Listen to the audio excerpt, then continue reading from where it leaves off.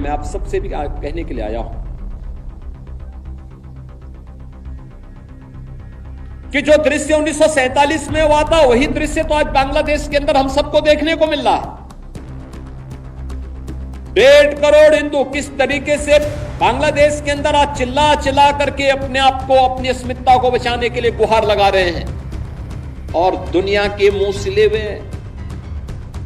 कथित सेकुलरिस्ट भारत के अंदर भी इनके मुंह सिले हुए एक भी शब्द इनका नहीं निकल रहा है, क्योंकि उनको भय है कि अगर इन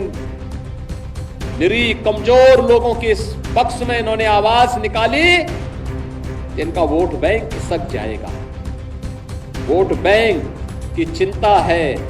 लेकिन मानवीय संवेदना इनकी मर चुकी है।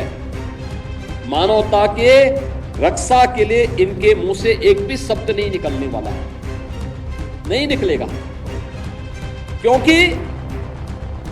इन्होंने आजादी के बाद लगातार उसी प्रकार की राजनीति को प्रेरित और प्रोत्साहित किया, उसको लेकर के आगे बढ़ते रहे।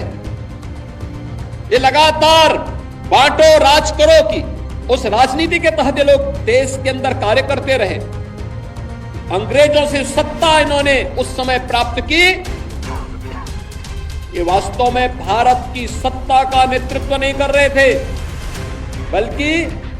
अंग्रेजों के ही, ब्रिटिशर के ही मानस पुत्रों के रूप में इन्होंने भारत की सत्ता को उस रूप में संचालन करना शुरू किया जैसे ब्रिटिशर इस देश के अंदर कर रहे थे। और आज उसी का दुष्परिणाम यह देश लगातार चुकाया है, अखंड हिंदुस्तान चुकाया है। लेकिन हमारा संकल्प है, महर्षि अरविंद ने जो 1947 के पहले घोषणा की थी,